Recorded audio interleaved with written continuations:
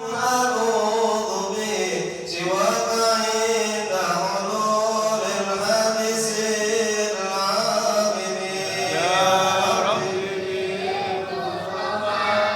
باللي منقاش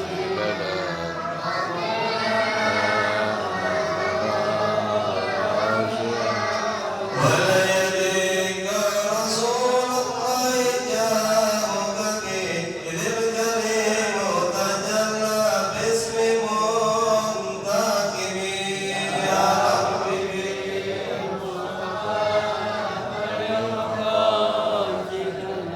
واغفر لنا ما مضى يا واسع الكرم اللهم صل وسلم وبارك عليه. Assalamualaikum warahmatullahi wabarakatuh. Alhamdulillah wassalatu wassalamu ala ashrafi khalqillah Sayyidina wa maulana Muhammad ibn Abdullah wa ala alihi wa ashabihi wa man tabi'ahu wa nasarahu wa wala wa la hawla wa la quwata illa billah amma ba'd. Hadirin dan hadirat jamaah Majlis Ta'lim Mushola Al-Barakah yang saya muliakan. Mudah-mudahan kita semua dimuliakan oleh Allah Subhanahu wa taala. Yang terhormat pimpinan Mushola Al-Mukarram Bapak Haji Marsudi dan juga para pengurus yang lain. Mohon maaf tidak disebutkan namanya, namun tidak mengurangi rasa hormat kami kepada para pengurus, juga para asatizah, para hujjaj, bapak-bapak dan ibu-ibu sekalian serta remaja. Syukur alhamdulillah. Malam hari ini di malam Kamis sebagaimana biasa, setelah sholat Isya kita lanjutkan dengan pengajian, dan mudah-mudahan pengajian yang sedang kita hadiri ini Allah Subhanahu wa taala melimpahkan balasan pahala yang sebesar-besarnya. Semoga dengan kemurahan Allah diampuni dosa-dosa kita, dan semoga terus Allah bukakan pintu hati dan pintu ilmu yang seluas-luasnya. Amin ya rabbal alamin. Kita melanjutkan bahasan dari kitab Hadis Riyadhis Shalihin, yaitu hadis nomor berapa ya? 7 ya, kayaknya 7 ya, hadis nomor 7 halaman 489. Hadis nomor 7 halamannya 489. Ini judulnya, ini melanjutkan judul yang lalu, yaitu mengharap ya. Jadi seorang muslim selalu mengharap kepada Allah, mengharap mendapat ampunan, mengharap mendapat rahmat, begitu, mengharap mendapat kasih sayang Allah. Begitulah ya. Seandainya dia berdosa, dia masih mengharap mudah-mudahan Allah ampunin. Itulah orang Islam ya. Nggak ada istilahnya putus asa ya. Karena putus asa adalah dosa.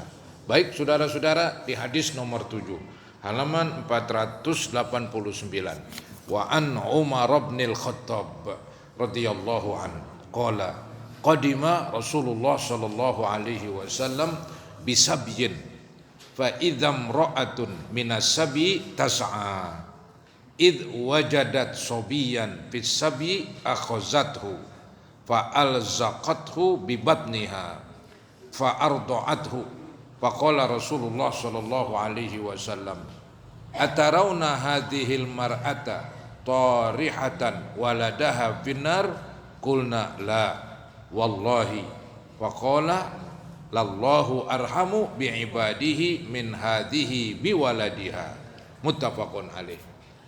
Artinya Umar bin Khattab radhiyallahu an berkata bahwa ketika Rasulullah sallallahu alaihi wasallam mendatangi tawanan perang. Jadi di masa Nabi itu memang peperangan tak terelakkan karena umat Islam mau dihabiskan. Islam gak boleh tumbuh, orang Islam harus dibinasakan. Ya mau gak mau ngelawan, itulah yang namanya jihad begitu.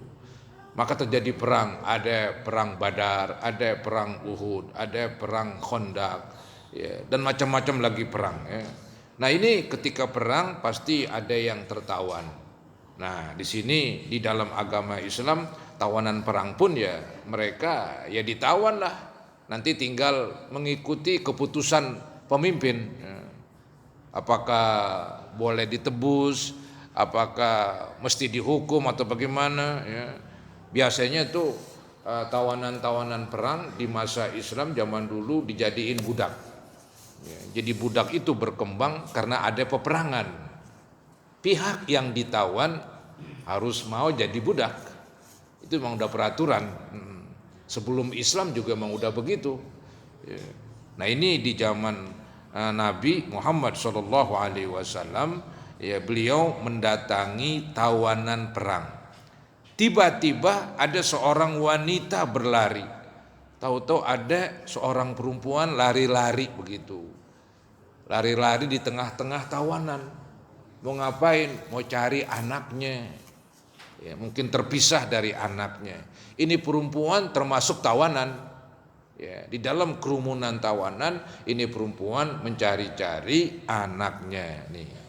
Ketika mendapati seorang bayi, langsung ia mengambilnya dan merapatkannya ke perutnya lalu menyusuinya.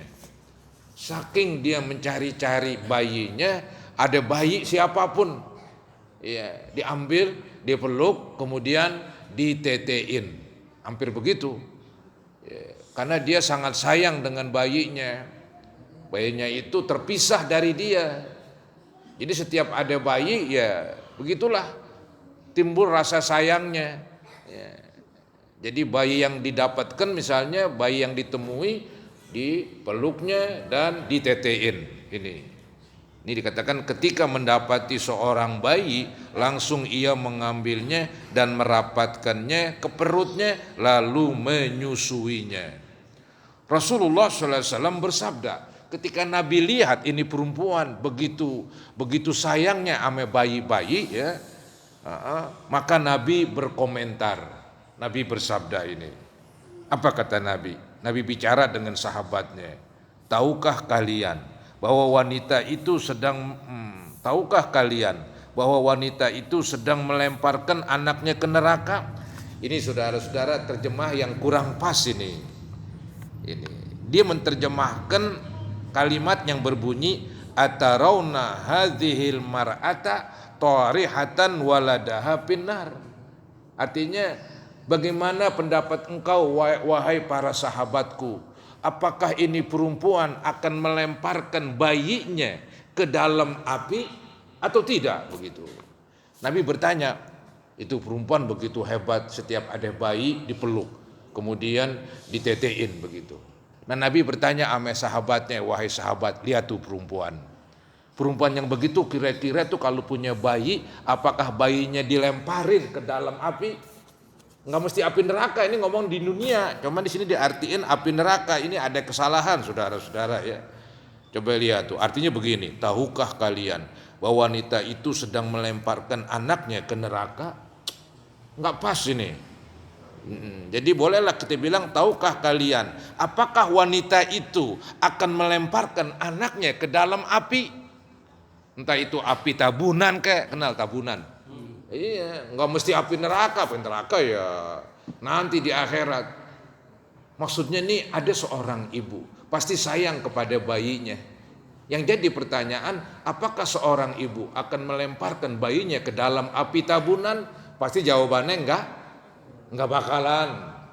bakalan begitu. Nah kalau bayi yang disayangin sama ibunya enggak bakalan ngelemparin bayinya ke dalam api tabunan. Nah Allah lebih sayang lagi dibandingkan ibu kepada anaknya. Nabi pengen hubungin tuh, Allah sayang banget kepada hambanya.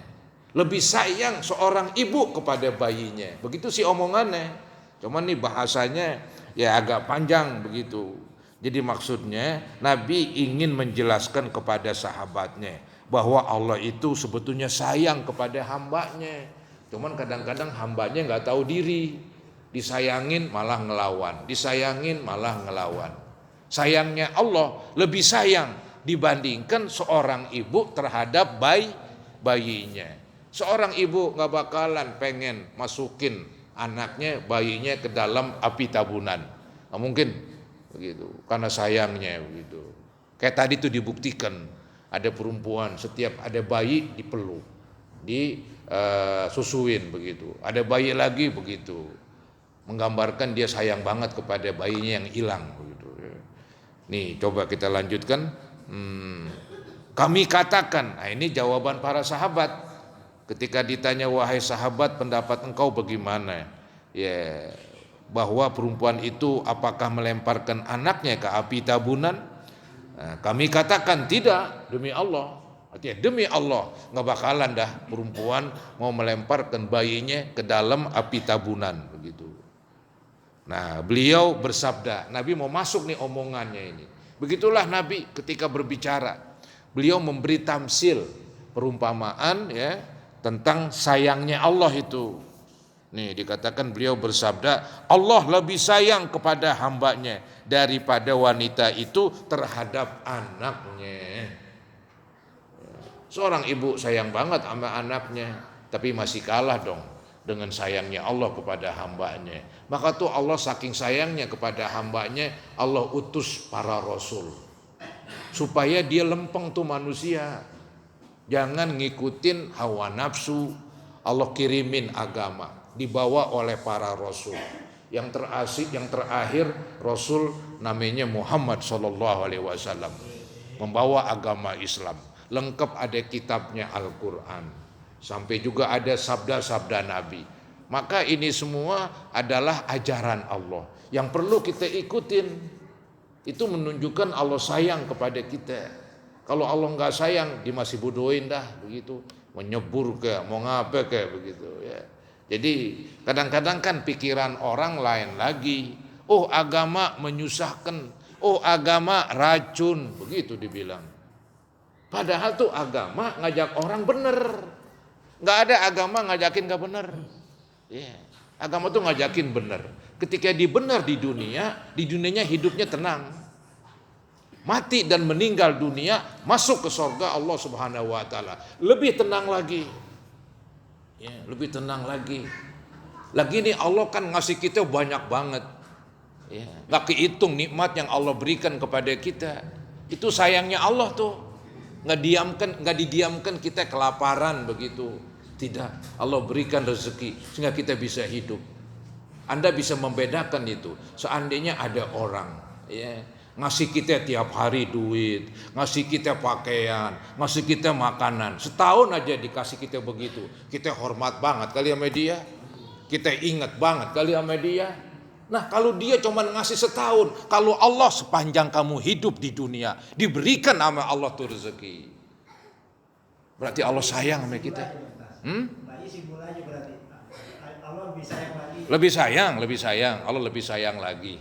Ya, Allah lebih sayang lagi kepada hamba-hambanya dibandingkan seseorang memberi nikmat kepada kita. Kan biasanya kan maaf ya, kita ini ingat banget sama orang yang selalu membantu. Itu orang bantu mulu begitu. Jadi kita hormat begitu ya. Kita nggak kasarnya nggak belagu lah sama dia. Gitu. Nah kalau dia cuma membantu sekian, kalau Tuhan membantu kita nggak kehitung berapa banyak nikmat yang diberikan kepada kita. Semestinya kita harus menjadi hambanya yang baik. Lagi itu Allah ya membuktikan sayangnya kepada manusia. Ya. Pelajaran-pelajaran hadis kasih sayang Allah kepada hambanya yang menghendaki kebaikan bagi mereka. Ya, jadi ini kasih sayang Allah kepada hambanya yang menghendaki kebaikan bagi mereka. Allah enggak nginginin kejelekan kepada kita. Disuruh sembahyang agar kita jadi orang baik. Disuruh puasa juga begitu semuanya. Ya. Dan mengentaskan mereka dari neraka. Ini pun kurang pas dia menerjemahkan ini. Ya, mengentaskan kan artinya ya menghilangkanlah begitu. Jadi yang enak sih dan menyelamatkan mereka dari neraka. Itu yang pas begitu. Di dalam Arabnya begitu memang, dan menyelamatkan mereka dari neraka. Jadi Allah menyelamatkan kita dari neraka dengan bukti dikirim itu Rasul. Ada kitabnya, dikirimi agama Islam, disuruh melaksanakan perintah dan dilarang melaksanakan larangannya. Itu menggambarkan Allah itu ingin ya menyelamatkan kita dari neraka. Maka Allah membuka pintu tobat tuh buktinya. Yang udah dosanya banyak banget masih dibuka pintu tobat selama belum mati. selama belum kiamat, pintu tobat terbuka lebar. Ya, kalau istilah kita tuh orang udah nakal banget sama gue disakitin mulu dah, pokoknya gue gak dah maafin begitu dah. Tapi kalau Allah masih memberi maaf kepada orang yang sudah banyak dosanya, begitulah kasih sayang Allah katanya. Allah membuka pintu tobat, harapan ya, supaya kita tuh ada harapan ampunan, harapan dimasukin ke sorga, maka dibuka pintu tobat. Dan tempat kembali bagi mereka, artinya Allah tempat kembali kita kepadanya. Nomor 2, mengambil manfaat dari kejadian dan mengkaitkannya dengan bimbingan dan pendidikan. Tadi itu metode Nabi, dia mengambil manfaat dari kejadian. Kejadian apa? Nabi lihat ada perempuan nyari-nyari bayi, ada bayi dipeluk, kemudian ditetein, ntar ada bayi lagi, begitu mulu begitu. Nah kata Nabi, lihat tuh perempuan, itu dia gak bakalan dah tuh perempuan melemparkan bayinya ke dalam api tabunan. Nah kalau dia gak mungkin, berarti kan disayang banget itu sama bayinya. Nah kalau perempuan sayang sama bayinya, Allah lebih sayang lagi kepada kita dibandingkan tuh perempuan kepada bayinya. Ini namanya mengambil manfaat dari kejadian, mengambil manfaat dari kejadian tersebut dan mengkaitkannya dengan bimbingan dan pendidikan, mengkaitkannya dengan kasih sayang Allah. Kasih sayang itu seorang perempuan terhadap bayinya dihubungkan dengan kasih sayang Allah kepada hambanya. Begitu saudara-saudara ya. Jadi kita itu semestinya merasa senang beragama Islam, merasa girang diperintah, dilarang ya. Karena perintah itu bermanfaat buat kita. Ya, larangan pun kalau kita tinggalkan juga bermanfaat. Kalau kita jalanin tuh larangan malah merugikan. Ya, merugikan di dunia dan merugikan di akhirat. Baik, selanjutnya nih. Ini masih cerita memberi harapan ya. Jadi tadi itu Allah memberi harapan kepada kita, Allah sayang kepada kita. Maka kita jangan putus asa begitu. Kalau telah berbuat dosa, buru-buru bertobat. Nah ini di hadis nomor 8. Wa an Abi Hurairah radhiyallahu anhu qala Rasulullah sallallahu alaihi wasallam, lamma khalaqallahu al-khalqa kataba fi kitabin fahuwa indahu fawqal arsh, inna rahmati taghlibu ghadabi, wa fi riwayatin ghalabat ghadabi, wa fi riwayatin sabaqat ghadabi, muttafaqun alaih. Artinya Abu Hurairah radhiyallahu an berkata bahwa Rasulullah SAW bersabda, saat menciptakan makhluk Allah menulis dalam sebuah kitab, dan kitab itu ada di atas arsy. Jadi ada tulisan ini ya, ada tulisan begitu di atas arsy ini. Kemudian apa tuh bunyi tulisan? Sesungguhnya rahmatku mendahului kemarahanku. Itu tulisan yang ditulis oleh Allah. Artinya tuh dikatakan rahmat Allah, sayangnya Allah lebih dulu daripada marahnya. Tentunya begini, kalau kita ini sebagai manusia kebalikannya. Kita marah dulu sama orang, anggap kita disakitin, kita dijailin, atau kita dirugikan, langsung kita ngamuk. Mungkin kita pukul tuh orang, mungkin kita sakitin, tapi setelah itu kita berpikir, kita renungin, timbullah perasaan, ya gue gak tega tuh orang gue pukulin, gue gak tega tuh orang gue maki-maki. Ya. Itu ada namanya itu di diri kita nafsul lawamah, jiwa yang mencela perbuatan jelek yang timbul dari diri kita. Itu bagus itu benih-benih iman. Ya. Orang yang ada benih imannya, ketika dia berbuat galak, berbuat menyakiti orang, kadang-kadang tuh jiwanya ngomel. Ya, timbul rasa kesian, timbul nggak tega terhadap orang yang dianiaya, timbul rasa menyesal. Kenapa saya perlakukan dia begitu? Ya. Nah itu namanya nafsul lawamah, itu jiwa yang mencela dirinya ketika dirinya berbuat nakal. Nah ini ada kalimat ya, Allah itu istilahnya tuh kasih sayangnya lebih dulu dari marahnya. Kalau udah gak kebangetan masih Allah ampunin. Udah kebangetan udah dah. Contohnya apa? Orang berbuat dosa, berzina, membunuh, mencuri, ini itu belum musyrik. Masih ada harapan. Seandainya dimasuk neraka, nanti juga dimasukin ke sorga. Neraka hanya mampir, kan begitu. Karena belum punya dosa yang paling berat. Tapi kalau punya dosa yang paling berat, dosa apaan tuh? Menyekutukan Allah, out dah sama dengan orang kafir. Kalau di neraka, mendem di neraka. Jadi inilah saudara-saudara, ya, menunjukkan bahwa Allah itu sayang sama manusia itu. Ya. Allah sayang sama manusia, bahwa marahnya Allah tuh belakangan. Kalau kita kebalikannya tuh marah dulu, baru timbul sayang begitu. Kalau Allah enggak, sayang dah begitu. Marah belakangan. Kalau udah kebangetan baru dah begitu. Nah, ini dia nih, sesungguhnya rahmatku mendahului kemarahanku. Dalam riwayat lain, ini hadis qudsi ini, mengalahkan kemarahanku. Jadi rahmat Allah ini ya bisa mengalahkan kemarahan Allah. Jadi marahnya Allah jadi padam gara-gara kasih sayang Allah. Dan dalam riwayat lain lagi, mendahului kemarahanku. Maksudnya rahmat Allah mendahului kemarahan Allah begitu. Hadis muttafaqun alaih. Pelajaran hadis 1, kemarahan dan rahmat Allah tergantung kepada kehendaknya. Ya, tergantung kehendak Allah dah. Ya, Allah berkehendak kalau marah itu bila mana hambanya udah keliwatan. Ya, udah keliwatan. Ada hadis para hadirin yang mungkin ya istilahnya kalau kita ngomong di hadapan orang penjahat, kadang-kadang kita jadi serba salah ini. Ada hadis mengatakan apa itu? Bahwa setiap umatnya yang telah mengucap la ilaha illallah Muhammadur Rasulullah masuk surga. Begitu. Ada sahabat mengatakan, bagaimana wahai Nabi kalau berzina? Kata Nabi, walaupun berzina. Hebat sekali. Bagaimana wahai Nabi kalau mencuri? Walaupun mencuri. Bukan main saudara-saudara. Ya. Nah, ini menggambarkan kasih sayang Allah kepada umat Islam. Selama dia udah mengakui Allah sebagai Tuhannya, mengakui Muhammad sebagai utusannya, itu udah nomor wahid itu.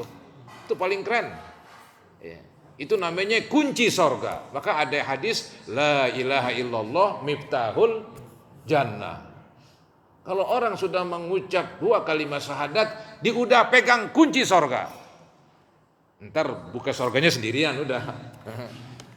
Begitu. Hebat sekali. Ntar kalau dia berzina, kalau mencuri, walaupun. Loh, kok bisa walaupun? Ya begitulah keputusan Allah. Cuman bisa jadi Allah suruh mampir dulu dia, ya, dicuci di neraka, begitu kan, ya dibersihin, dibanting, diapain tuh dah, digosok, diapain tuh dah, tadi triske sama api, begitu kan, triske bersih dah, cakep, masuk ke sorga. Jadi masih kotor-kotor masuk sorga, belepotan kotoran, mau masuk ke pangkeng, bagaimana sih? Iya, belepotan dosa mau masuk ke sorga. Tapi kan akhirnya sorga juga. Inilah saudara-saudara kasih sayang Allah kepada orang Islam. Ini paling hebat ini hadis. Ya. Bahwa setiap orang Islam masuk sorga. Kecuali menyekutukan udah nggak ada. Berat dah. Itu dosa yang nggak ada ampun. Ya kecuali bertobat mumpung masih hidup. Kalau bertobat ya keren juga. Begitu. Ya.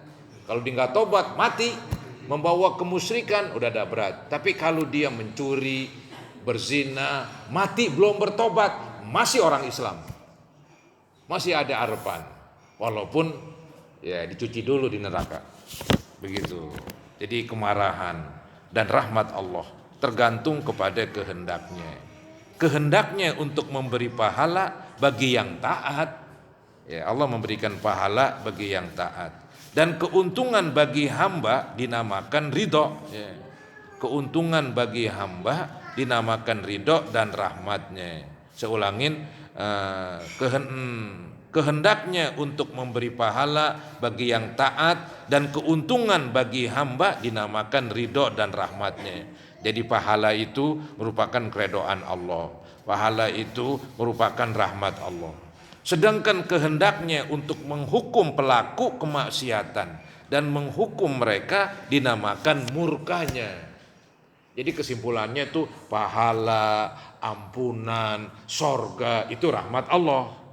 Kemurkaan, siksaan, neraka itu kemurkaan Allah. Kalau tadi sorga rahmat Allah. Nah ini tergantung kita lah. Ya, harus pandai-pandai merebut rahmat Allah. Gitu.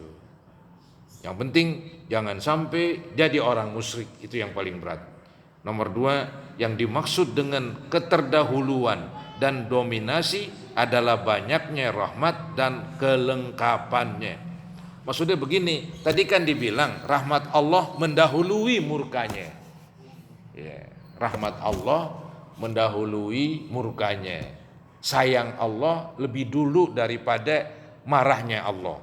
Ini menunjukkan nomor 2 nih, yang dimaksud dengan keterdahuluan, artinya mendahului rahmat Allah dari marahnya, dan dominasi adalah dominasi rahmat daripada marah.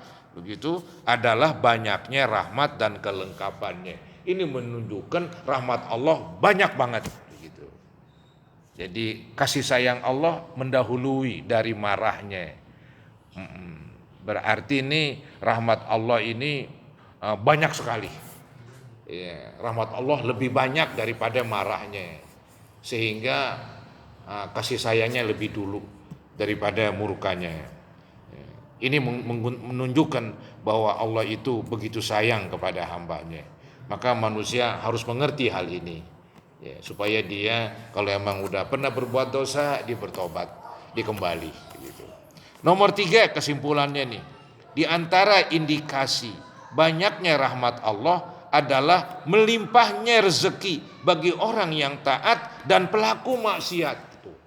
Ini bukti rahmat Allah begitu besar. Yaitu apa? Orang yang jahat dikasih rezeki, orang kafir dikasih rezeki, apalagi yang beriman semuanya dikasih rezeki. Ini menggambarkan kasih sayang Allah begitu luas.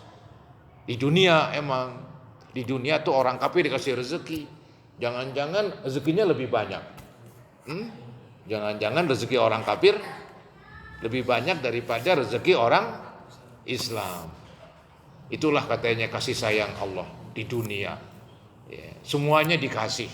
Nih nomor 3, di antara indikasi banyaknya rahmat Allah adalah melimpahnya rezeki bagi orang yang taat dan pelaku maksiat. Mungkin istilah saya, budak kesel nih sama makhluk gua nih, kasarnya saya sebagai Tuhan lah misalnya, begitu kan, udah kesel dengan orang kafir, jangan kasih rezeki, begitu kan? Oh enggak begitu, enggak. Jangan-jangan banyakkan dia dikasih. Ya. Begitu kasih sayang Allah tuh, begitu ya.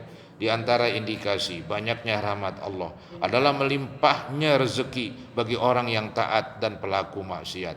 Juga kelembutannya kepada orang kafir dan ahli maksiat tuh. Orang kafir pun mendapatkan kasih sayang Allah di dunia. Di akhirat gak ada sama sekali tuh. Di akhirat orang kafir mendem di neraka. Bakal. Ya begitulah, maksudnya bukan diatur, ya begitulah peraturannya. Kalau dia kafir di akhirat nggak dapat rahmat Allah. Tapi kalau dia orang Islam masih diampunin. Ya. Maka berusaha kita nggak jadi orang kafir. Ya. Begitu. Juga kelembutannya kepada orang kafir dan ahli maksiat, serta dia menerima taubat dari orang yang bertobat. Itu juga bentuk sayangnya Allah. Orang yang bertobat diterima. Itu ada hadis tuh katanya, walaupun dosa manusia ditumpuk sampai selangit, datang kepada Allah bertobat, Allah terima. Begitu. Ya.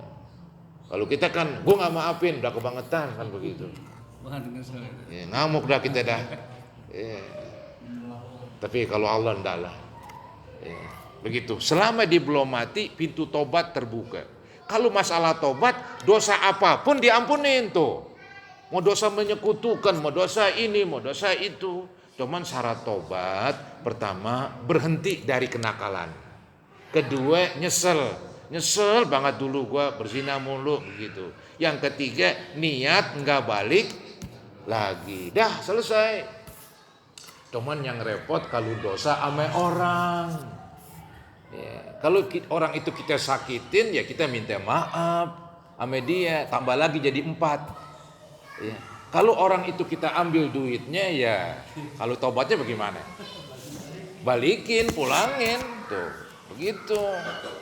Emang agak berat emang kalau dosa sama orang agak berat. Jadi 4 syarat tuh diminta. Kalau dosa kepada Allah cuma 3, berhenti, nyesel, niat nggak balik lagi. Dosa sama orang tambah atuh jadi 4. Ini kalau emang lu nyakitin dia minta maaf begitu, datang. Kalau emang lu ngambil duit dia, harta dia, pulangin. Kalau nggak pulangin ya nanti di akhirat lu bayar dengan pahala lu. Ente sembayang, ente puasa, ambil pahalanya, bayar. Kan serem itu. Ya seandainya udah habis pahalanya buat bayar dosa orang ditibanin ke dia. Bayar dengan pahalanya udah habis, sedangkan dia masih punya utang dosa. Akhirnya dosa orang ditibanin ke dia. Udah bangkrut di akhirat. Ya tapi tetap selama dia orang Islam, walaupun di neraka, ntar ujung-ujungnya ke surga juga gitu.